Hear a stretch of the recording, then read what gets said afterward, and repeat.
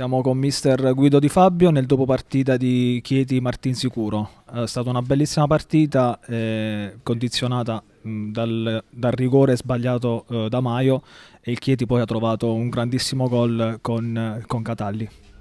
Beh sì, partite di questo tipo che regnano sull'equilibrio, diciamo che i particolari fanno la differenza.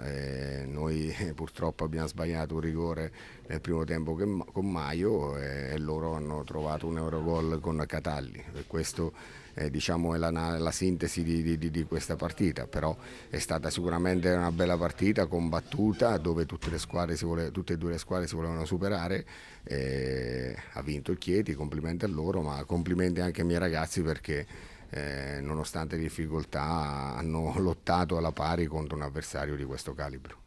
Sì, è stato un Chieti che soprattutto anche nel secondo tempo comunque ha giocato un pochettino meglio rispetto eh, al Martinsicuro.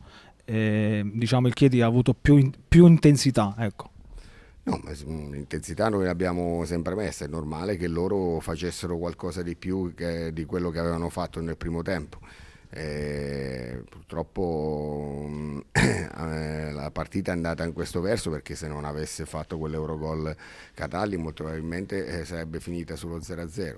Però si va avanti e dobbiamo pensare, il campionato è ancora lungo, i nostri obiettivi li abbiamo già rispettati, quindi andiamo avanti per la nostra strada cercando di affrontare ogni domenica l'avversario per provare a batterlo come abbiamo fatto oggi. Oggi non ci siamo riusciti, ci proveremo già dalla prossima. Nota di colore il suo compagno, ex compagno di squadra Umberto Marino, che siete stati insieme a Fermo e avete vinto un campionato, e dopo anche lei, anche un ex neroverde. Come ha trovato l'Angelini?